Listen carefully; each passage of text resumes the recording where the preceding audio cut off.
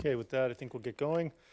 We call the regular meeting of Township Council for Monday, May 29th, 2023 to order. First of all, I'd like to, of course, begin by acknowledging the traditional territories of the Coast Salish peoples, and in particular acknowledge our unique and special relationships with the Kwantlen, Katzie, and Matsqui First Nations. With that, I get a motion to adopt and receive the agenda items, please. Moved by Councillor Martins, seconded by Councillor Bailey. Any discussion on the agenda? All in favor? Anyone opposed? And that carries. Moving on here to B1, adopt the minutes from the regular council meeting May 8th. Get a motion, please. Moved by Councillor Rent, seconded by Councillor Martins. Any discussion on the minutes from May 8th? All those in favor? Anyone opposed? And that carries. B2, special council meeting from May 23rd.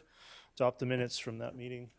Moved by Councillor Rent, seconded by Councillor Van Popta. Is there any discussion on the meeting minutes from May 23rd? Seeing none. All those in favor? Oh, Councillor Bailey, you did have one item. Go ahead. Yes. Moving pretty fast here. Go ahead. I'll slow down.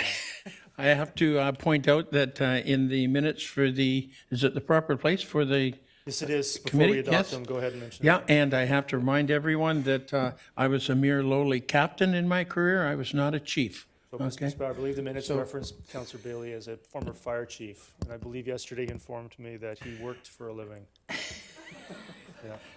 They appreciate that up in the back row there, yes. So with that, it's minor, small change. All those in favor?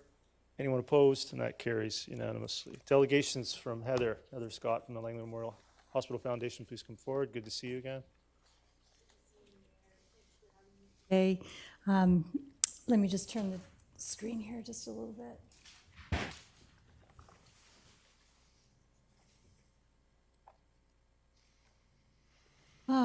Good afternoon, Your Worship, councillors. Thank you so much for having me. As you know, my name is Heather Scott, Executive Director of the Langley Memorial Hospital Foundation. And with me today, I'd love to introduce to you Rhonda McBedridge, our Manager of Finance, should you have any questions on our the reason for our visit today. So we're here today to ask Township for an exemption to property tax on the parking lot the foundation owns and which serves the hospital. Let me bring a photo up for you.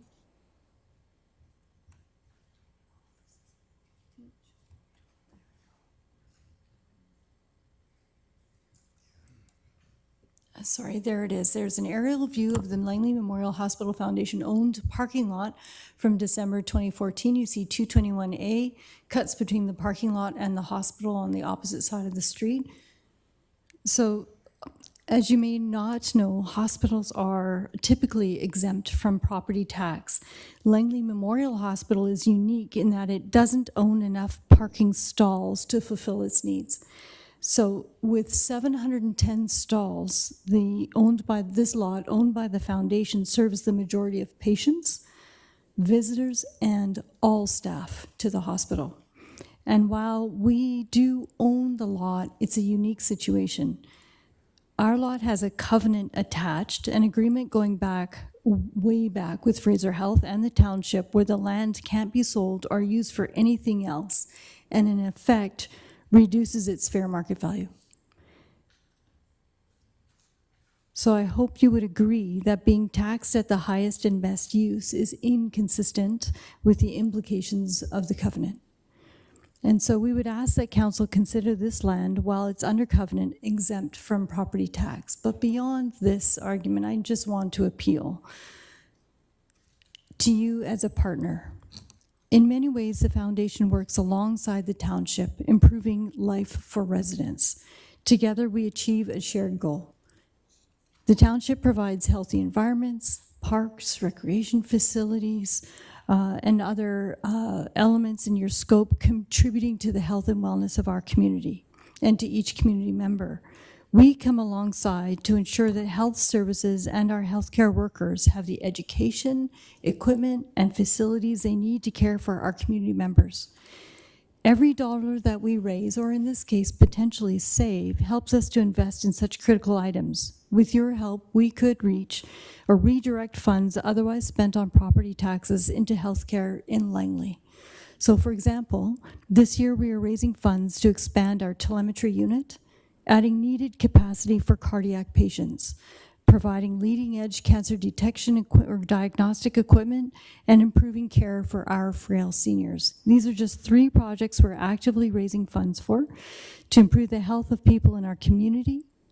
So eliminating property tax on the property lot serving the hospital is one more way the township and the foundation can partner together to benefit all of our residents. Thanks for considering our request. Thank you very much. Do you have any questions? Don't see any questions from council, Okay. so appreciate that. Thank you. Thank you. Thank you all very much. So item C2 is a plaque presentation for Acting Fire Chief Ferguson.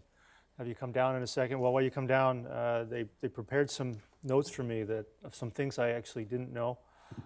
On behalf of course, Langley Township and our residents, we'd like to thank Bruce Ferguson for 41 years of dedicated service to the Township of Langley Fire Department. A volunteer firefighter at the Aldergrove Volunteer Fire Department is where it began.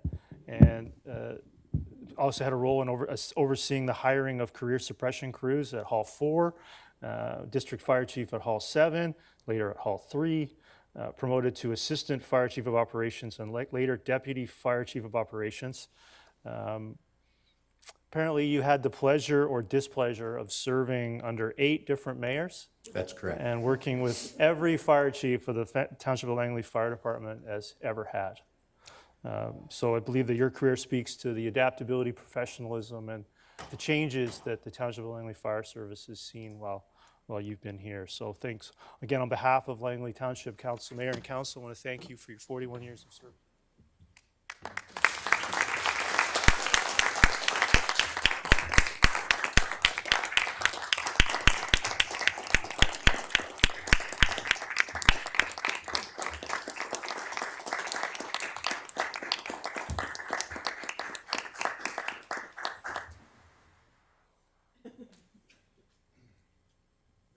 All of council that are here with us, and I believe that you're coming back the next time.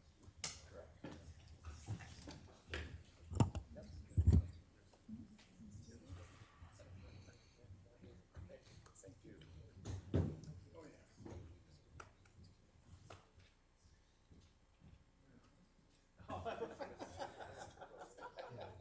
Just getting tight.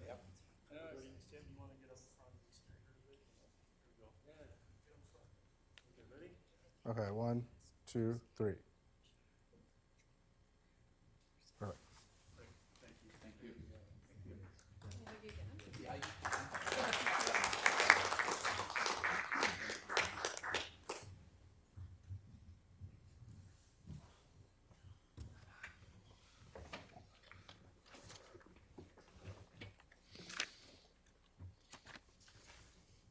Councillor Bailey. Yeah, if you look at Chief Ferguson's left arm down on the sleeve, you'll see a lot of service bars there.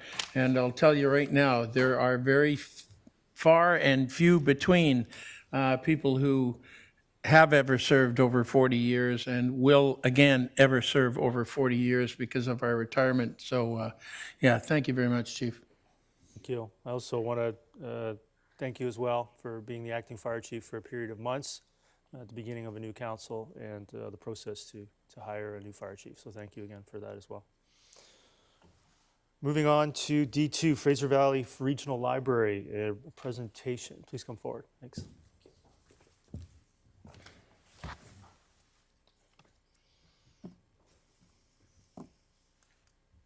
Slides. Thank you. There we are.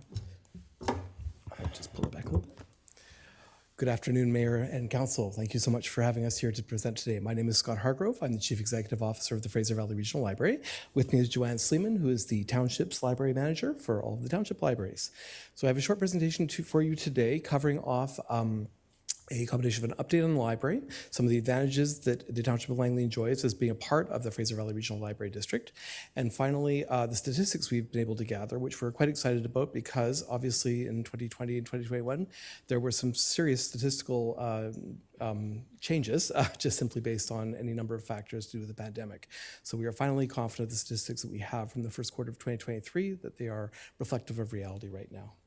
So next slide, please. That's great. Thank you so much. So there's the agenda for us today. Next slide, please. Thanks, Joanne. It's all good. Whoops. That one, I think, right there. There we go. So I'd like to start out by a humorous image. This is, of course, an image of the modern public library. No, it's not. Modern libraries are not different, not like that at all. They are far more comparable to this. They are a community hub where children, family, everybody comes together to learn, to build a community. We are the place where people go. That's great, thank you. As always, libraries focus on literacy. Now, literacy traditionally has been seen as reading, comprehension, writing, which are absolutely critical to success in today's world. But numeracy, of course, was added in some time ago, but now we look at creative literacy, computer literacy, digital literacy, information literacy, critical thinking. All of these things are very different styles of literacy, critically important to success in today's world, and our libraries are built around helping people to develop those literacies as we move forward.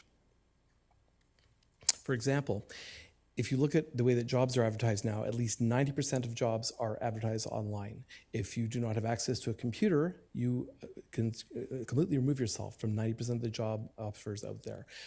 With the library, everyone can get access to a computer. Thanks.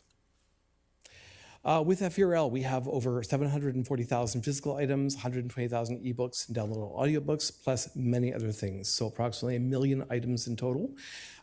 Plus many, many more available from 57 interlink libraries, and for that matter, libraries all over the world. We've actually been able to secure materials from places like England for special purposes. We have many things you might not think about with the library. DVDs remain very popular, as are e-learning tools, and of course, the FERL Playground, which is what we're noted for internationally speaking. Slide.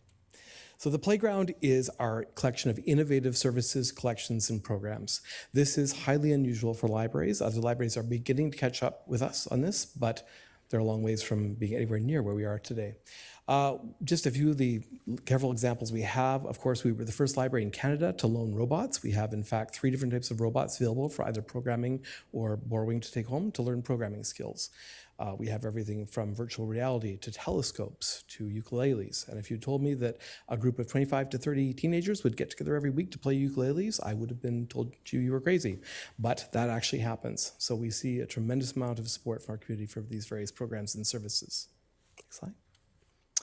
So last year we launched puzzle cubes, which include things like the Rubik's Cube, in addition to others.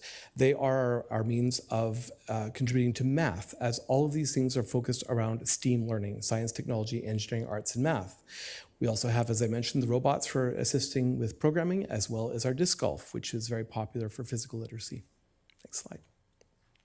This year, we launched thermal leak detectors and radon detectors. Radon detectors in particular have been highly popular. I checked on Friday, we had 261 holds on 99 radon detectors that are currently available. So they are highly popular, large concern in various parts of the valley. We have 4 more items, which will be launched later on this year. They are top secret because the library space is actually quite competitive and many other libraries are trying to find out what we're doing. We keep it to ourselves. Major advantage of FERL is, of course, we have a very large pool of skilled and specialized staff. We are the largest library in British Columbia, 400 staff approximately. We have the ability to hire and secure very specialized, very talented staff that smaller libraries simply don't have the ability to do. We also get major economies in things like purchasing materials. So most libraries might order 5 or 10 books and get a 10 to 20% discount. We order 100 and get 30 to 50%. So our economies of scale for collections are significant. We also have one large computer system that runs the entire library system, as opposed to the smaller ones that would have to run individual libraries if it was a smaller municipal library system. And then finally, the overall administration and management obviously is very lean and light for a regional library system. So we have a very cost-effective means of operating. In fact, I believe we're right now around $32 or so per capita. We're far below most averages for libraries in BC. A couple of things, of course, that are hugely growing these days are programs. So this took a bit of a rough run during the pandemic, although we had tremendous success with our virtual programs. But as we've moved back into in-person programming, as you'll see from the statistics later on, we definitely have a lot of attention and a lot more attendance at our programs again. There are various ones, next slide, here in the township, where we have all sorts of different ones that are tailored to the township's communities. And quite frankly, they're different in every library from the township because every library is surrounded by a slightly different community within the township. So we do tailor them for the appropriate audience. In fact, in 2019, which was the last time we previously had statistics, we of the in-person was 8,900 programs with over 250,000 or 250,000 attending in total. This is consistent with other libraries in the country. We've seen in the past 5 years up to 2019, we saw 24% growth in attendance over 5 years. If we go to the later on, I'll have actually specific statistics for the township up to the date. Here we are. For in-person programs overall, as you can see, we are certainly on the upward trend after a couple of rough years in 2020, 2021.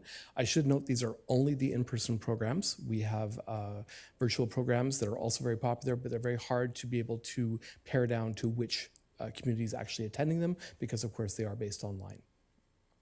So this year, we are expecting to hit our highest ever number of program attendance. We're certainly on track for that now. It being May, we're already at 205,000, we are about 200,000, I want to say that's the 2022 number, but we're certainly getting close to 2022's last number. Thank you. With the in-person programs, this is specifically in the township. As you can see, that's very reflective of what we've seen for the system as a whole. The township is one of our larger members, so of course, it's very consistent with what we'd see in the overall average. But we are fully expecting to, in fact, surpass our highest ever programming this year, and certainly we're on track for that. The reason we think that, next slide, is that we are looking at new card registrations that are the highest we've ever seen. Part of this is that we have the new Adventure Card and Adventure Passport program. So there are 2 new children's cards available, which are branded with the whole Adventure Passport system so that our customers can track their activities at the library. They've been very popular. We, in fact, within about 3 weeks of launching them, had to order a second printing because there were so many people who were getting them. Our foot traffic is also recovering. In fact, we expect to be above 2019 levels again by the end of the year. I should notice there are a couple of these. This is specific to each of the different libraries looking at 2021 and 2022. If you look at the Dean Drysdale Library, you'll notice that there's a massive difference in what happened there. Dean Drysdale is consistently one of our top 2 busiest libraries in the entire system, out of 25. Unfortunately, during the pandemic, one of the many disruptions we had for statistical gathering, we had to change entrances to Dean Drysdale. And as a result, the counting technology we had was not able to keep an accurate gate count. However, as you can see, the numbers in Dean Drysdale in particular are extremely high. The only place we've seen a slight decline was Fort Langley. It was in 3 specific months. Near as we can tell, one of them was disrupted by filming, one by weddings, and one by weather. So that's February, April, and December of the previous year. Our circulation is also recovering to pre-pandemic levels. Now, this is physical circulation. So, of course, we have a virtual circulation. Ebooks and e-audiobooks continue to be increasingly popular. They are growing at a massive rate for popularity.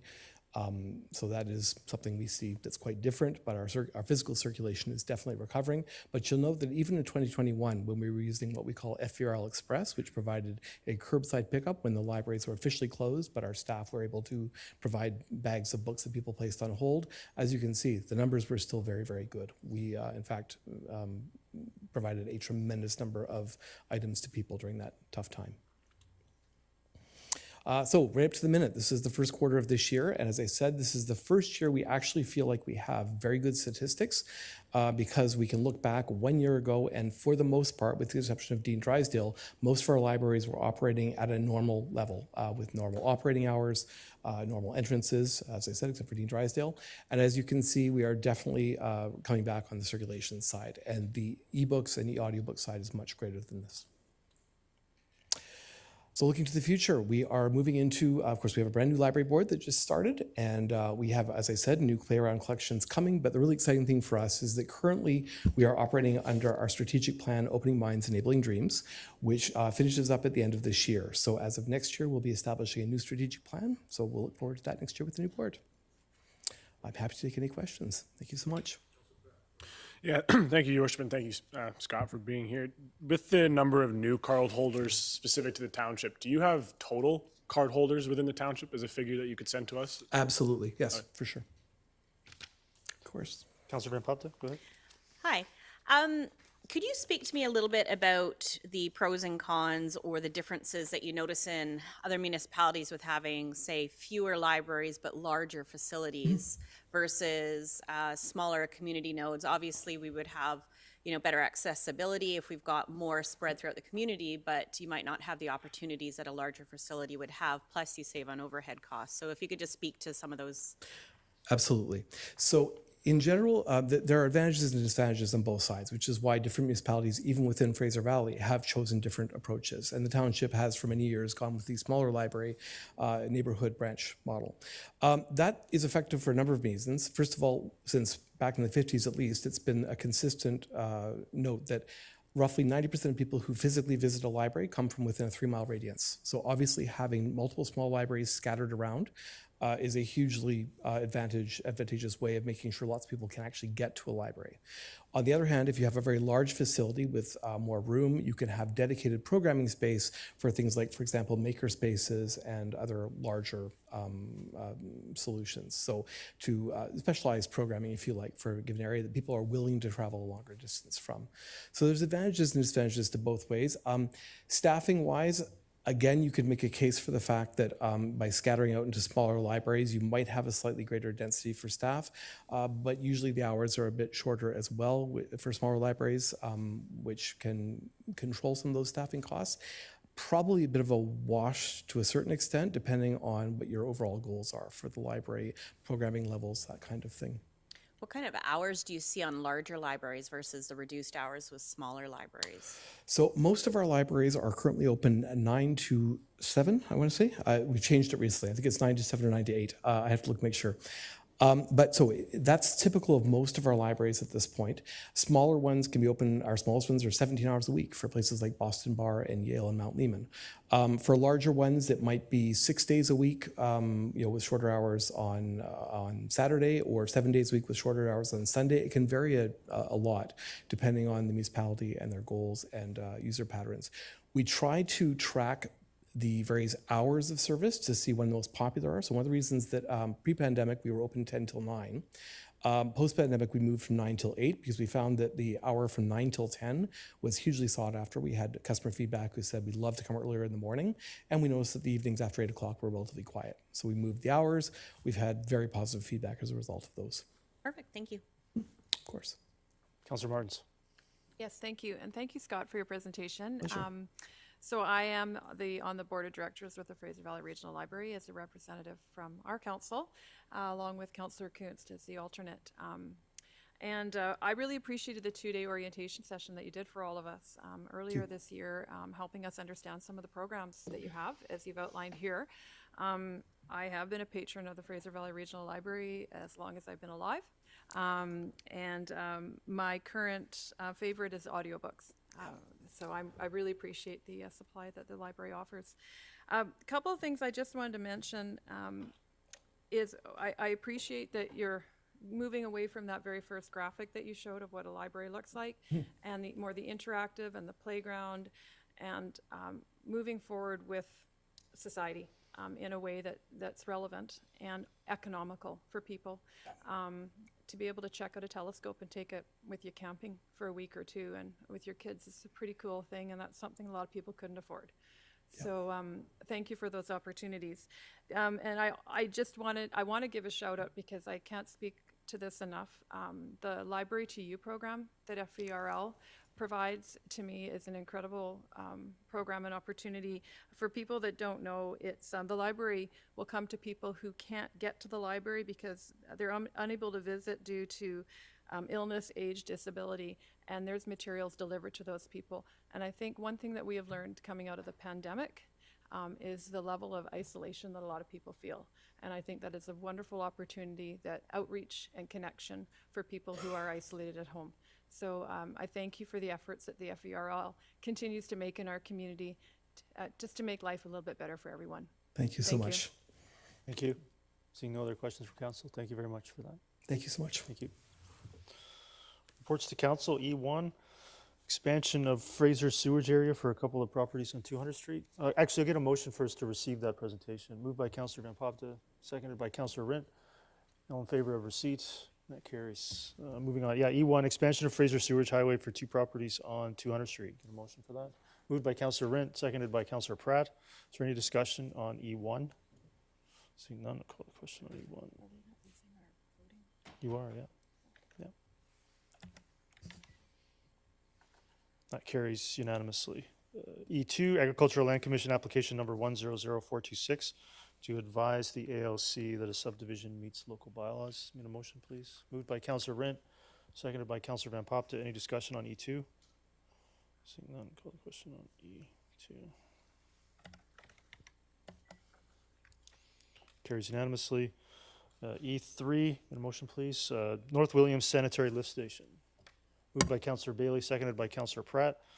Seeing no discussion, I've got a deferral motion. I'd like to defer this to June 26th to confirm a couple things. Is there a seconder to the deferral? Seconded by Councillor Van Popta. Any discussion on the deferral? Seeing none, call the question on the deferral of E3. I'm going to defer that to June 26th, Mr. Backen, if that works for you. Yeah. That deferral carries unanimously. E4, total loss vehicle replacements. Council authorized the use of $220,000 from the Public Works Equipment Reserve to replace 2 trucks. Moved by Councillor Bailey, seconded by Councillor Van Popta. Sorry, Councillor Martins. Is there discussion on E4? No, seeing none, call the question on E4.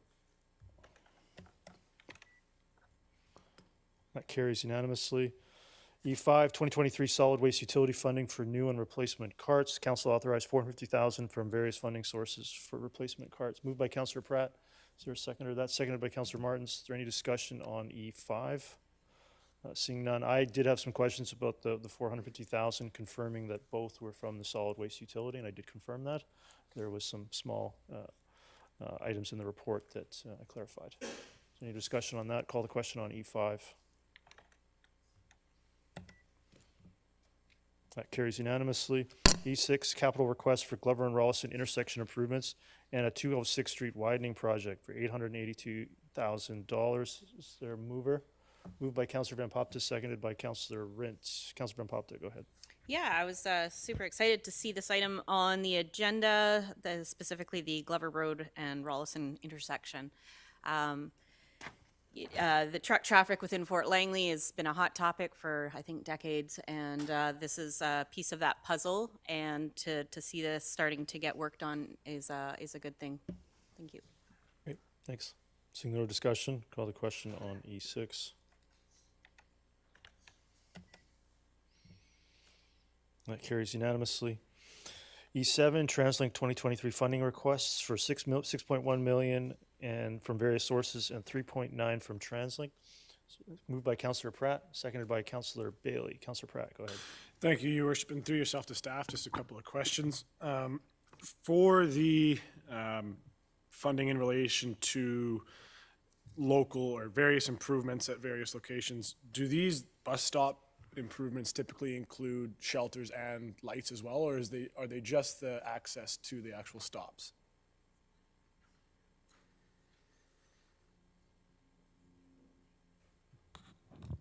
Thank you, through your worship. I believe most of the shelters are owned and operated by Pattison, for which we receive a revenue. So I believe these do not include the new shelters, but that's something that I'll have to confirm Okay. at a later date. So typically then, is the township on the hook for building these shelters, or is Pattison the one who comes in and builds them at the time that they choose? My understanding is Pattison would be, and this funding would be just for the bus pads themselves, all the prep work required. Okay, thank you. And then if Go ahead. nobody else has a question on that one.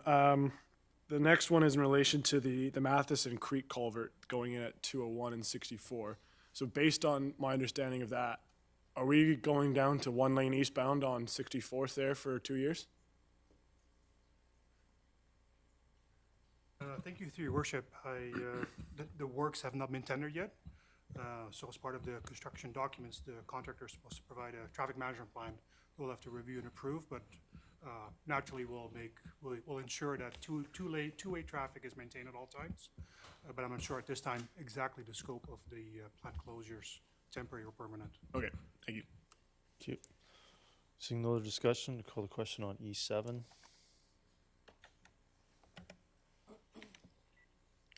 That carries unanimously. E8, corporate priority projects 2023 funding. I'm going to move this. Is there a seconder to this? Seconded by Councillor Martins. Is any discussion? Councillor Pratt, go ahead. Thank you, Your Worship, through yourself to staff.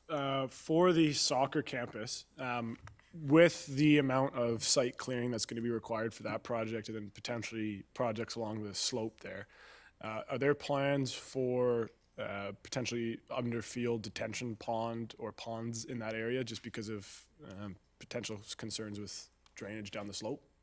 Yeah, so my understanding is that that's still at the design stage, but of course, Mr. Zwag can confirm, but there's a potential range of detention options being considered from on-site to communal detention being put in advance. Mr. Zwag, do you want to confirm that? Thank you, Your Worship. That is correct, as Mayor Woodward outlined. Okay, thank you.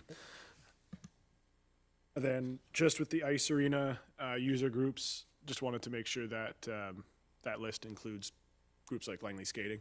I know they're not mentioned here specifically. I'm sure they'd be included, but Do you mean Langley Figure Skating? correct. Yes, they are. I've actually met with them. Okay, great. Yeah, I have, Thank yeah. Yeah, so the three that are being contemplated are also women's hockey as well, not just Langley Minor, and I believe there's some work being done to maybe consolidate them. I don't know a lot about that, but there are other groups that also Mr. Winslade is consulting with. Yeah. Councillor Bailey? Yeah, I'm glad to see the boring for the fire hall number 5 is going forward. Just one more step to getting that hall staffed and in place. Wondering about the Ace and Drive Arenas facility. To staff through the chair, are they going to be high enough roof for lacrosse? Yes, lacrosse and ball hockey are being considered for dry floor. Yeah, I just want to confirm, Mr. Winslade, those are 2 permanent year-round dry floor, which would significantly increase the capacity of those 2 user groups. That'd be. That's correct. We're currently looking at 3 ice and 2 dry floor, and the 2 dry floor would be year-round, and the 3 ice would be an option to also have a dry season, but trying to accommodate longer ice seasons as well. Councillor Martins? Thank you. I just want to acknowledge that it's exciting to see that these projects are moving ahead. The Township of Langley has been in need of these items for many years, so this is a step in the right direction. So thank you, staff, for your attention to this and the hard work that you're doing to make this happen. Thank you. Yeah, I concur. So 1.5 million in funding for the staff to proceed with the planning of the youth soccer campus, 4 million in funding from the Growing Communities Fund from the province to proceed with the ice and dry arenas facility at the Langley Events Center. 3.5 million in funding for design work and preparations for Willoughby Community Center and Yorkson Community Park, and 2.5 in funding from internal sources such that work can proceed on this project while that borrowing bylaw is grinding its way through the approvals process, and the funding would not be available technically until around the end of the year. So we're proceeding with that regardless, using internal funding. So I just want to stress that all these projects are being brought to a phase of which they can be costed, designed, public consultation can occur, and they can be potentially approved and proceeded with by council. So it's great to see these advancing.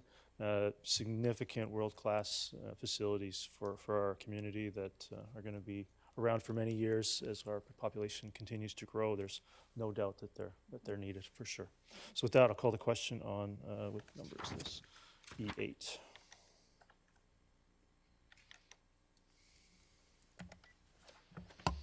That carries unanimously. F1, bylaws for first and second reading, official community plan amendment, rezoning application number 100189. That bylaw number 58435844 for 151 townhouse and 8 simple fee lots. Is there a motion? Moved by Councillor Rint, seconded by Councillor Van Popta. Councillor Pratt, go ahead. Yeah, I just wanted to confirm through yourself to staff that the area that's the SPEA in the northwest there, all the trees that are included there wouldn't wouldn't be included in the significant tree count that we see here because they're in the SPEA as opposed to part of the development site. The Worship Councillor Pratt, that's correct. Okay, thank you. And then, just as a kind of thing to note, when looking at this site specifically, then the large application to the west, there's one individual property that's left orphaned in between the two applications that contains a pretty significant amount of 206 Street right-of-way, as well as SPEA. And so I'm just wondering through yourself to staff, has there been any concern or conversation around how we're going to get that site included in either project? Because if we leave that orphaned, we're not going to be completing 206 for a Mr. very long Richardson, time. that's a very good point, actually. Do you have an update or any awareness to that? As part of the development prerequisites, there's a requirement for provision of all necessary roads to facilitate the subject development, and staff will work with the proponent and those neighboring properties to ensure that that's accounted for, Your Worship. There's probably no mechanism to require it to be accounted for. It'll come forward with development. Your Worship, typically that is the case. However, this is a plan amendment and rezoning, so there is some ability to the township to have greater influence on that discussion. Yeah, so maybe an option to look at. We could also look at considering that separately, the township maybe addressing that in some way, similar to some of the other arterials. If there's a gap in a major collector, it would seem reasonable to consider that separately. I think so. To impose that upon this, I'd want to really think that through. I've been asking about this application since the first day, given its long delays and given that it's providing a significant portion of 208 Street at 76. So I would like to see this go ahead, and maybe it'd actually be good if you could come back with something to maybe have staff formally look at completing that section of 206. I will. Thank you. Seeing no other discussion, I'll call the question on F1.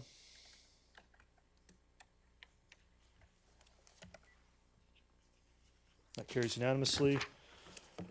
F2, official community plan amendment and rezoning application number 100254, bylaw number 5882, 5883, 2600 block of 268 in Alder Grove for 45 townhouse units and 25 single-family lots. Get a motion, please. Moved by Councillor Bailey, seconded by Councillor Rint. Is there any discussion on F2? Seeing none, I'll call the question on F2.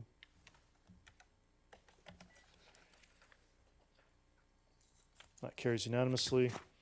F3, official community plan amendment rezoning application number 100238, bylaw number 5890, 5891, 212 block of 83rd Avenue in the Williams neighborhood plan for a townhouse development. Is there a mover, please? Moved by Councillor Rint. Is there a seconder? Seconded by Councillor Pratt. Is there any discussion on F3? Seeing none, call the question on F3. That carries unanimously. F4, Willoughby Community Plan. I'm going to call it something other than omnibus, Mr. Backen. We're not trying to hide anything here. Willoughby Community Plan, significant revision and improvements. Maybe not use omnibus from now on. I'm going to move that. Is there a seconder? Seconded by Councillor Van Popta. This updates single-family commercial uses to current standards, significantly improves the land use designations and consolidates them. Significant quantity reduction of different designations, and proceeds to remove the redundant GHD permit areas which are covered by step code. Councillor Van Popta, go ahead. Yeah, this is fantastic work by staff. This is a big overhaul, fine-tooth comb going through all of our plans, and hopefully now we'll see we'll make it a little bit easier for some of these plans that have been sitting forever, some of these sites that have been sitting with some, quirky little things based on wording that have gotten cleaned up with this. So just excited to see this done, and thanks to staff for the hard work on this one. Yeah, I concur. The significant amount of work that was done very quickly to, I think, address the fact that what's outlined in the staff report very clearly, the 10 neighborhood plans being made more consistent, reducing the number of designations, dealing with what's also not itemized here under the explanation is the elimination of strip malls, which I would think that's very important, along with improvements to single-family forms. So significant progress and overall a great reform for the Willoughby plan area, which will now make it easier to make even more now that the neighborhood plans are consistent. So with that, I'll call the question on F4. That carries unanimously. F5, official community plan amendment rezoning application number 100245, bylaw number 5885-5886, for the dedication of 50 acres and the development of 37 acres in the Gloucester Industrial Estates. Is there a mover? Moved by Councillor Rint, seconded by Councillor Bailey. Councillor Martins, go ahead. Just quickly, I noticed that this is going to public hearing, and so I'm interested in what the public have to say about this. Yeah, I think this is first and second to advance this to public hearing only at this point. Councillor Pratt, go ahead. Thank you, Your Worship, and through yourself to staff, just a couple clarification questions. In all of the reports that I've read on this, really anything to do with Gloucester, some of the reports that we've received from members of the public, there's a lot of reference to the compensatory lands within Gloucester Estates. And I was wondering if we could just get some clarification on what those lands were / are, how much are left, where they are, what are we supposed to be having protected in perpetuity here? Mr. Richardson, do you have any? I think there's been some emails going around this morning on this as well. Yeah, thank you, Worship, through to Councillor Pratt. So there's a sort of a long background history with respect to the subject lands. They're first designated in '99 for a privately owned golf course with the zoning following that. Subject to also at the time a DFO authorization. Those authorization works have been completed to date based on that. The expiry for an updated DFO authorization lapsed in 2015. So the subject lands under application today are pursuant to the current regulatory structure, provincial, federal, and municipal, and will follow those. The developed lands to date follow those previous approvals, and the current applicable regulatory structure will apply to the subject lands. So the subject lands that are a part of this application, are all of the lands that were supposed to be protected being protected by this application? Yes. So moving on from that, just because based on what I've seen and what I've been able to read, I don't see them being protected in their entirety. It's supposed to be protected. When you read the authorization originally, I think it was item 17 talked about the Gloucester Industrial Estate Stormwater Management Plan needing to be completed prior to any site development. Was that stormwater management plan completed? Because I know that we're now initiating another one. So are we going to have two, or was the first one never done and now we're doing it in the current day? Thank you, Worship, to Councillor Pratt. So as previously indicated, the previous DFO authorization has lapsed on the site. To speak to my previous comment, You'll have your chance at the public hearing. You really will. The compensation items are required under a subject condition of the development approvals process. So prior to any finalization of the developable lands as presented here, they'll be subject to provincial and federal authorizations. In terms of the ISMP, that has not been completed to date, however, is noted as a development precondition of development to be secured.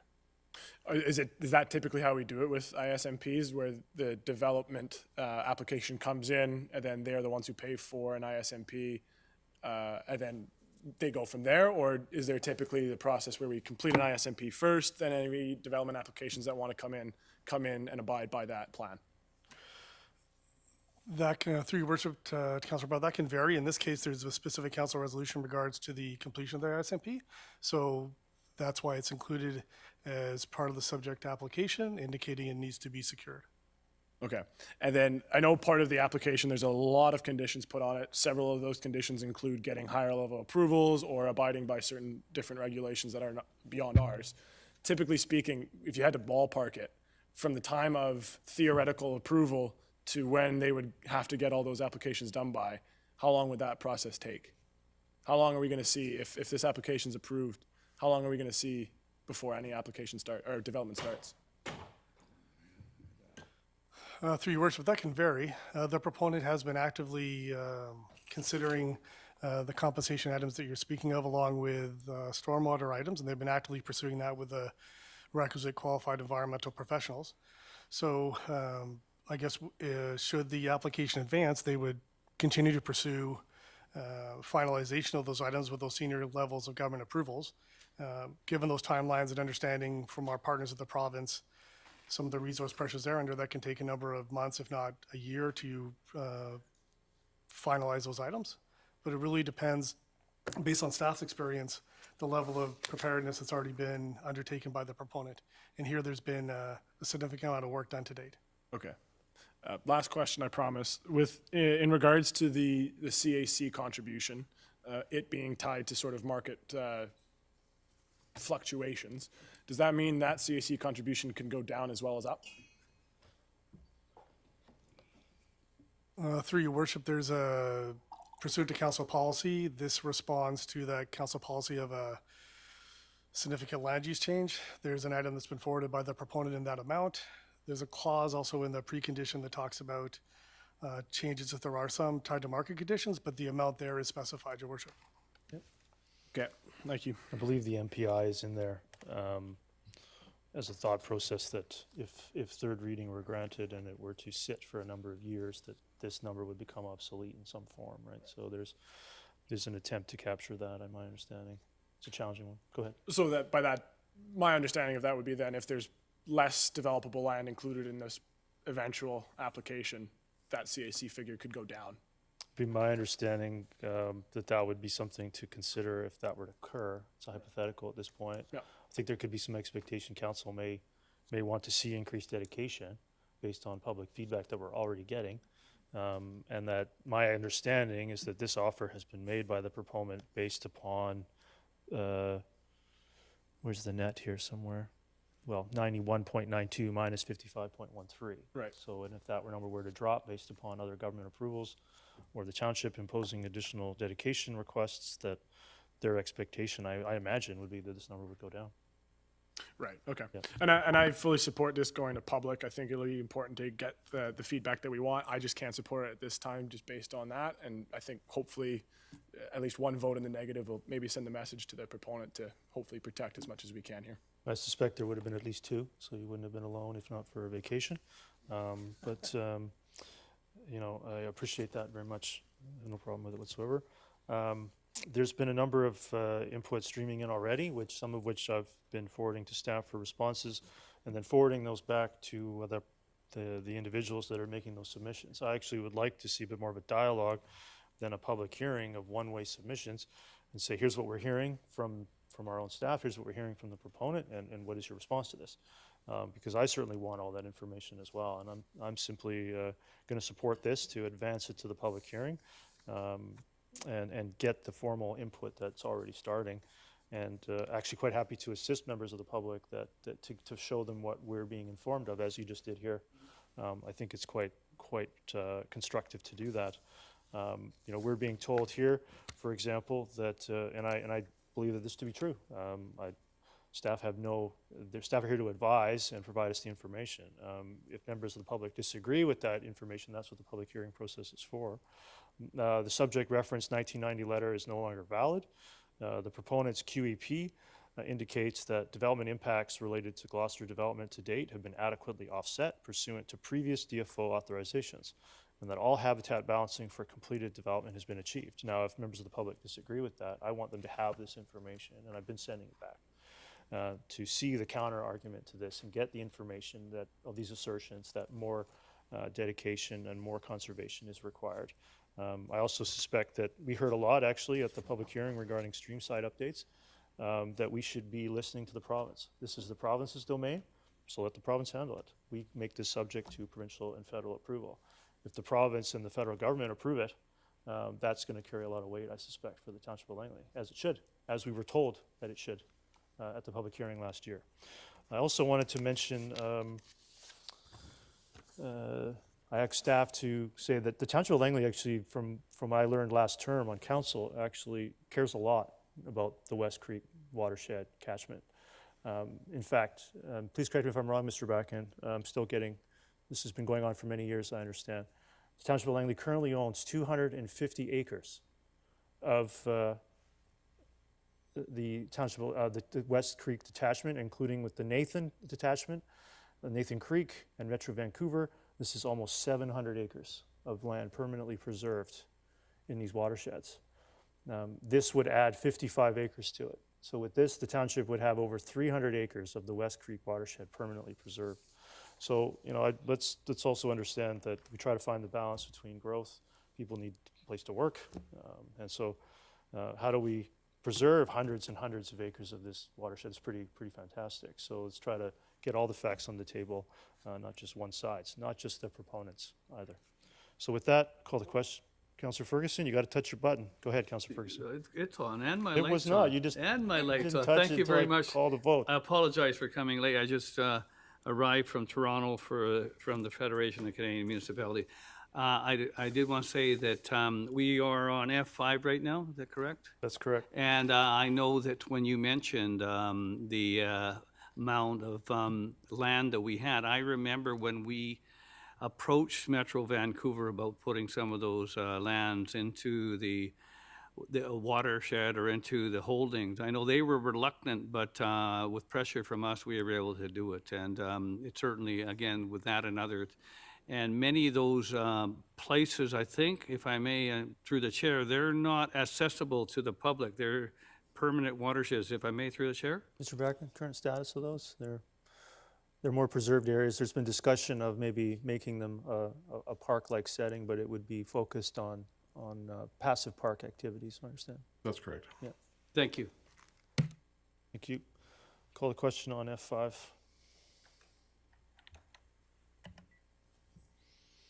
That carries with Councillor Pratt opposed.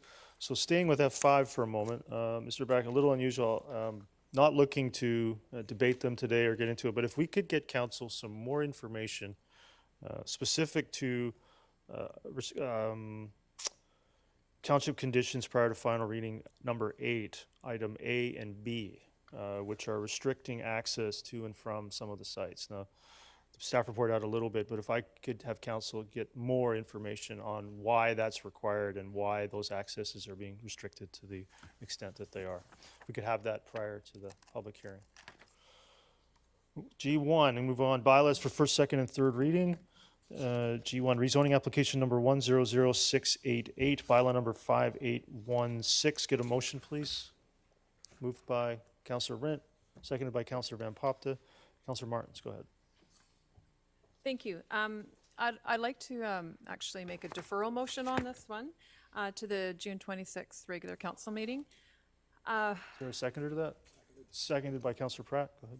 I think it's important for myself, others that might be interested on council, to meet with staff to confirm that everyone's interests have been accounted for on this one, specifically for a fair resolution for the Form Bs who delegated to this council in December, on December 12th. The report speaks to it, but I feel some further clarity would be helpful from staff. Great, I agree. Councillor Van Popte? Yeah, just further to I noticed that Mr. Fromby wrote in to council item 6 in the DL package, and clearly he's not satisfied with what's going on. So I agree with the deferral to maybe to see why we're seeing this application come back when that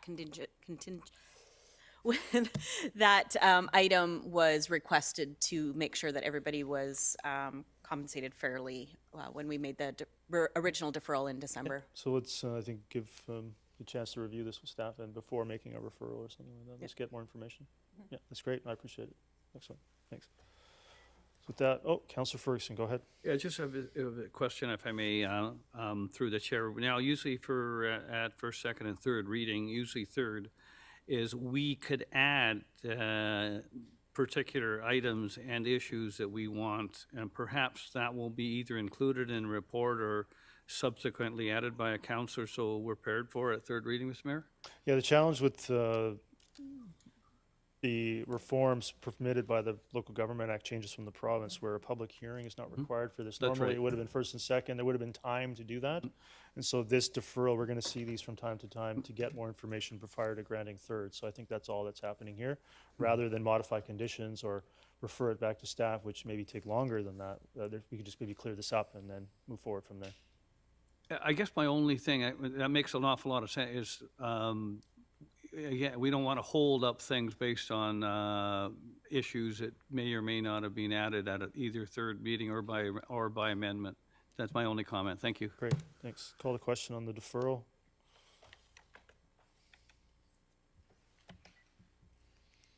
That carries unanimously. G2, rezoning application number 100684, bylaw number 5877 for 29 townhouse units on 204th Street and 69th. Get a motion. Moved by Councillor Rint, seconded by Councillor Pratt. Any discussion?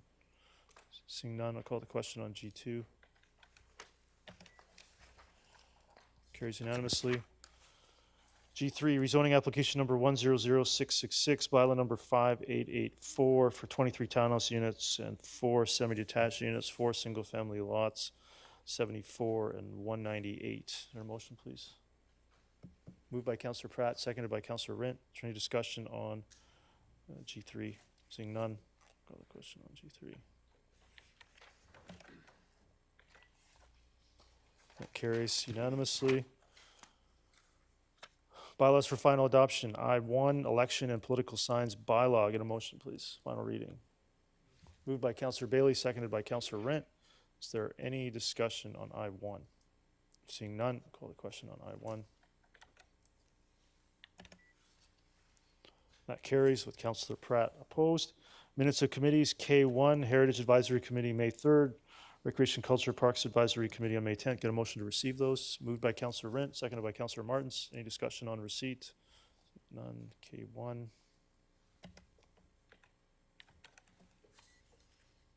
Carries unanimously. L1 from the joint SD35 Municipal Liaison received the minutes from May 3rd. Moved by Councillor Ferguson, seconded by Councillor Bailey.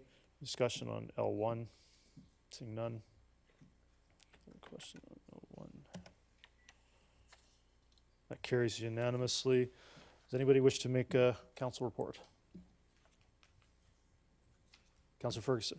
Yeah, I just wanted to bring to council's attention, myself and Councillor Bailey, we are brought to attention, the Township of Langley won an award, Dementia Friendly Municipality Township of Langley, January the 15th, 2023, Dementia Friendly Canada. I'll pass this around to each councillor and yourself, and we can put it up on the wall somewhere. And I don't want to have a big explanation on, maybe in the next meeting I can bring some more information, but right now you can, it will sit on my desk. I was going to bring it to her anyway. Thank you. Okay, thank you. Anyone wish to make a Metro Vancouver Regional Committee report? Councillor Van Poptek, go ahead. It's just more of I will be providing hopefully a more extensive report next meeting. I have a field trip this week with Metro Water Committee. I'm pretty excited about, we're doing all the watershed tours and pump stations on Wednesday morning. So I'm actually pretty jazzed about that. Yeah, I would say that'd be pretty fun. Yeah, thanks. Any other discussion? Move on to other business. Item P1, Councillor Rint, you have a notice of motion. Go ahead. Well, see, this does not. There we go. Councillor Rint. I think it speaks for itself. You gonna move that? I'll move that. Is there a seconder to that? Seconded by Councillor Martins. Speaks for itself. Is there any discussion on P1? Seeing none, I'll call the question on P1.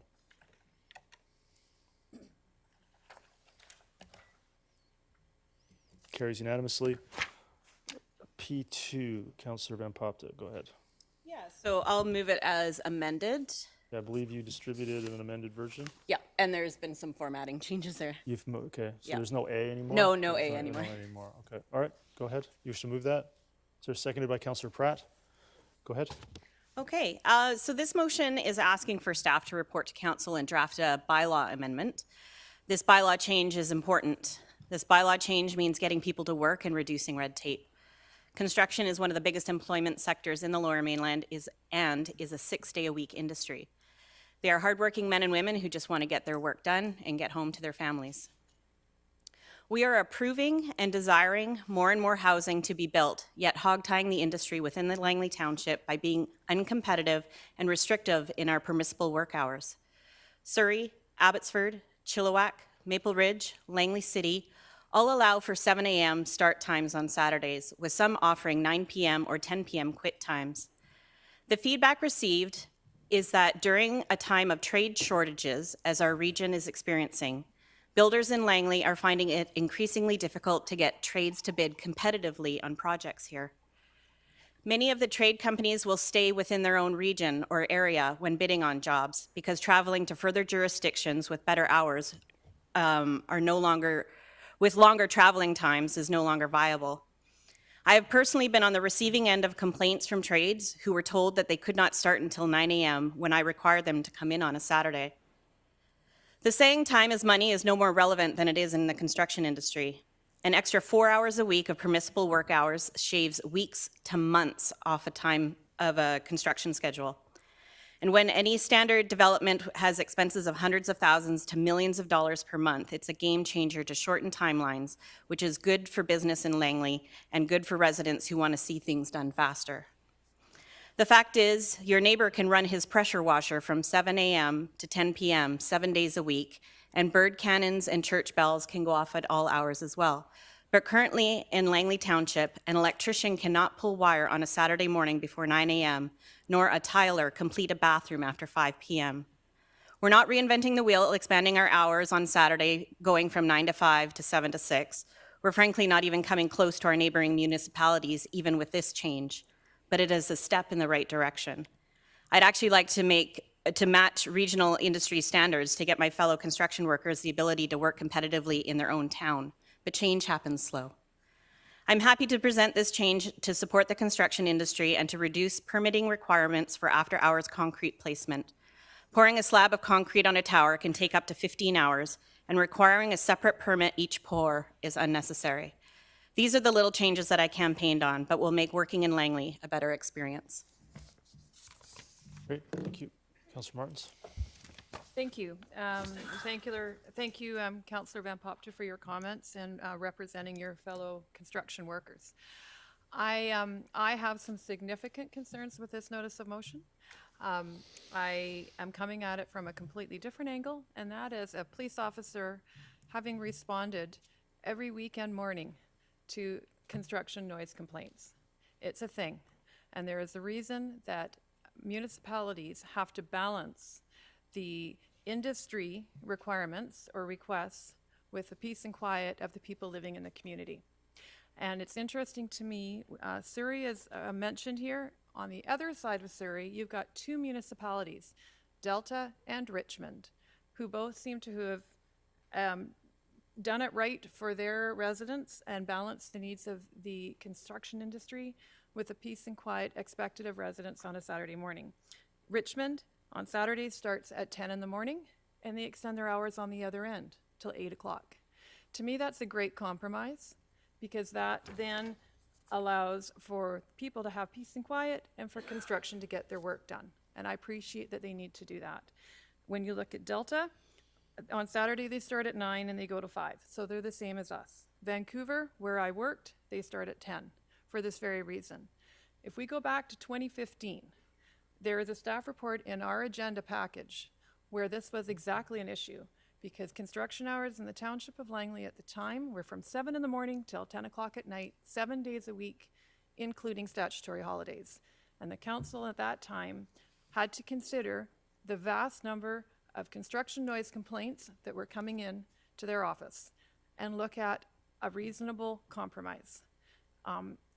I feel that there's a lot of information not included in this notice of motion. It's not representative of the bylaw side, the permit and licensing side, or what the general population would like to see. Tonight we're talking about, we're looking at neighborhood plans in Brookswood Fern Ridge that fundamentally change people's quality of life there. That's how some people feel. Not everybody, but some are very upset with that change. And now we're going to throw gas on the fire and start construction at Saturday mornings at 7. I feel that the timing of this is challenging. I feel there needs to be further conversation. We need to delve further.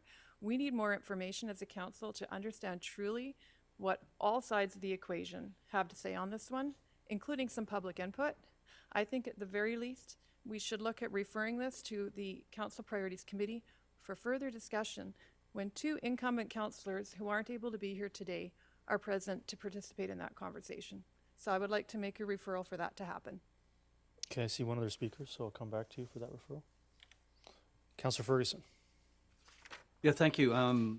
I guess the thing is, I understand the need to to look at how we can compete with our surrounding neighborhoods.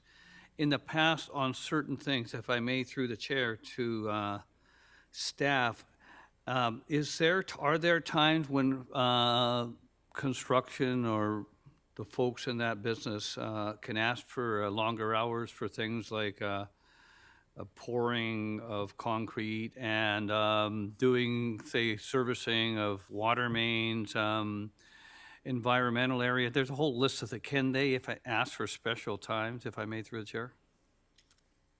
That's correct, Your Worship. There is a process by which they can actually seek exceptions from our regulatory framework.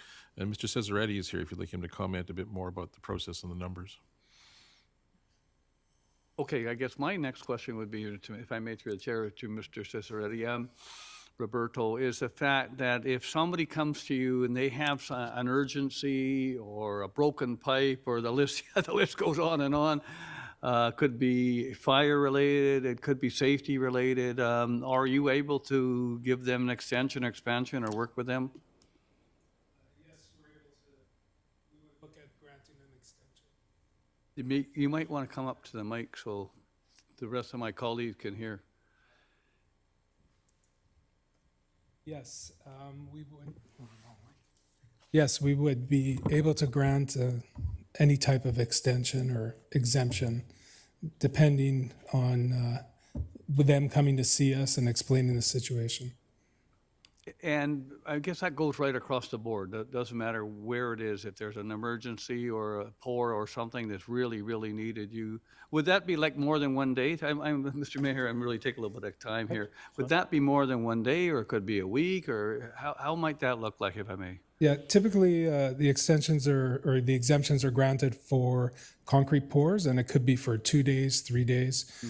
We have a process. The community standards bylaw says that the application for the exemption has to be submitted 7 days ahead, and we require a sample letter of the notifications that's going to go out to the surrounding neighbors, and we like to see that letter sent out 3 days ahead of time. But if they needed it for 2 consecutive weekends or 3 or 4 days in a row, we would look at all that and grant the permit, and then we would notify bylaws so that bylaws is aware of what's happening, especially on weekends. Thank you, Roberto. Thank you. Thank you. Councillor Martins, you had a referral. Go ahead. You've spoken once already. Yeah, but usually we go back to the person who's got a referral. So Councillor Martins, go ahead. You have a referral? Yeah, so I'd like to refer this to the CPC for further discussion with all council members hopefully present. Is there a seconder to that? Seconded by Councillor Bailey. Is there any more discussion on the referral? Councillor Van Popte, go ahead. Yeah, so this motion is requesting to report to council and a draft of amendments. It's nothing concrete. There's chances to tweak it if need be. I don't think requiring extra meetings is a good use of staff times, especially when it is a fairly easy administrative change that it's not out of the ordinary that we're asking for. You know, concrete is a one-off. I'll still always refer to the fact that this notice of motion has actually already been somewhat compromised in the fact that we're not asking for construction across all areas of Langley Township. We're requiring this in high development areas like Willoughby, soon to be Brookswood neighborhood plans, and the Aldergrove core area. So we're not talking infill areas of Walnut Grove, Fort Langley, anything like that. This is just in the high development areas, just to allow for a little bit of extra speed on these projects to get them done and out of the way. I'll still refer back to the fact that my neighbor was pressure washing at 7 a.m. and was doing it within compliance of bylaws, but a construction and an electrician, they can't pull wire, and that's just not good business, and we need to be becoming a little bit more competitive in wanting trades to actually work here. Thank you. Thanks. Is there any more discussion on the referral to CPC? Councillor Bailey. Yeah, I'm in favor of referring this because one of the advantages I will see on this is now that this subject has hit the floor, there's an opportunity for the public to have some input. In this field, I have to admit, I am not blissfully ignorant, but it's not a field of experience of mine. So I would really like to hear and encourage people out there, either pro or con, regarding this to let us know what they're thinking out there. And that includes construction industry people and taxpayers in Langley. Yeah, Thank so you. a public hearing could certainly be held as well, if it ever gets that far, right? Yeah. Councillor Martins on the referral to CBC. Thank you. I just want to focus on the words reinventing the wheel. I feel that's exactly what we are doing here because we already went through this process in 2015. And I think it's important to look through the same lens that we did then and consider the bylaw complaint numbers, what they were back then versus what they've been since we made that change. I think it's important that there be a whole lot more research done because it does impact, there is a domino effect here. And it's not just about the construction industry and what's best for them. There's a lot of variables that need to be considered here. So I think this needs to be slowed down. There needs to be healthy discussion with the whole council and further information requested from staff from several sections on the subject. Understand. Seeing no other discussion on the referral to CPC, seems no, it's not the past habit that we had last term where they would sit on this agenda for a year, where it really was a way to prevent something from moving forward. At least that's how I perceived it, and I use that word deliberately. So here I would anticipate calling CPC before the end of June and allowing two other members of council to weigh in on it, which they don't have the chance to do. I'd actually really like to hear from one in particular before we move much further on this. Really start to flesh out some of the pros and cons, and I think maybe some time to do that at CPC is perfectly fine. However, I would also be perfectly fine with the motion. It is only for a report to council, where lots of information could be provided as well. So I'm kind of fine with either process. With that, I'll call the question on the referral. What is that? That is P2. Referral carries with Councillor Van Popten and Councillor Pratt opposed. Ms. Bauer, what do we do here? I don't recall a notice of motion where someone wasn't present, which was actually relatively timely as well. Your Worship, the practice in the past has been when the person is not present, the motion is put over. It's a matter of practice, however. I can We have written authorization for someone else to maybe move it? No, we don't. Councillor Coons did not forward that, and as per the procedure bylaw, we'll have to defer it. Yeah, we'll have to defer it. So I think that'll automatically be deferred. Is that correct? Yeah. So on other business, however, nothing would prevent me from potentially having council consider a report to council with recommendations related to the filed notice of motion P3 on the May 29th agenda to be brought back on June 12th. Would that be in order, Ms. Bauer?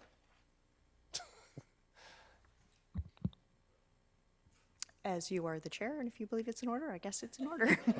Unless there's no challenge, is there a seconder to that? Is there a seconder? That's seconded by Councillor Rint. Is there any discussion on getting a staff report related to this motion for June 12th? Councillor Martins.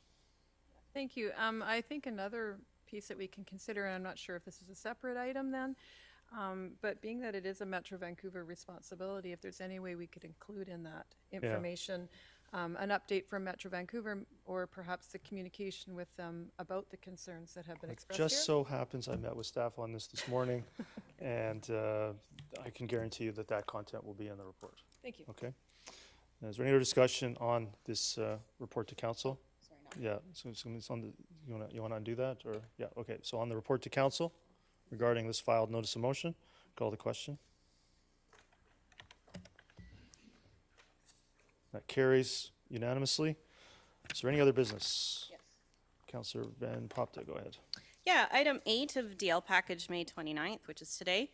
There's an item from the Langley Seniors Resource Society. They're requesting a grant to subsidize membership fees to seniors in the amount of $25,000. I would like to make a motion to match Langley City's contribution of $15,000 using funding from council contingency for this year, and then for them to go through the grant program 2024. Before I look for a seconder to that, Mr. Bracken, there would be no category I believe this would apply to within the grant program. So we would, I think we're seeing a lot of this where we want to see maybe some reform. I'm getting the sense that we're referring some of these items to the grant program, which I think will hopefully, with senior management, lead to some consideration of reorganization of the grant program.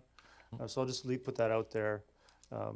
That I too would like to see these things sort of formalized a little bit rather than done, one off at the table like we've been doing. We're trying to help these groups and formalize some funding that's been overlooked in the past, but I think we are going to need to look at that. So I just want you to repeat the motion, and then I'll look for a seconder.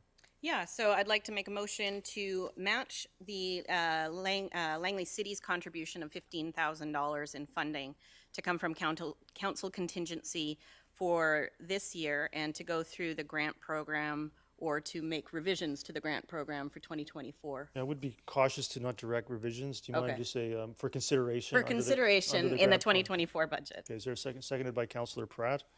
Is there any discussion on that? Councillor Ferguson.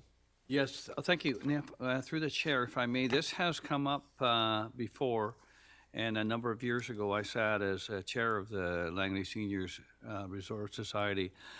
And we at the council did provide some funds to them, if I may, through the chair. I'm not sure how those funds were distributed. Maybe I believe Mr. it was for a capital item.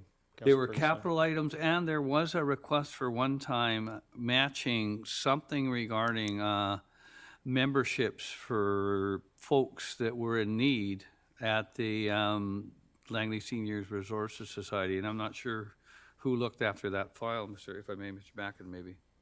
Thank you, Worship. Just a brief commentary may assist. The challenge we've always faced is our programs, our grants in particular, are really aimed at township facilities or events. And of course, this is a very meritorious program held in the city.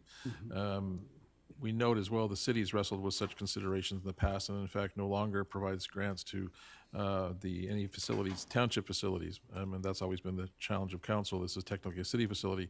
However, we've learned through that process, though, that the process has changed a little bit in that the city is now effectively providing grants to city residents who are attending, and I think that's what we would look to do on some sort of formulaic basis as well, is provide some sort of grant or recognition for township residents that might be attending the facility, and in that way we could actually have an equal playing field.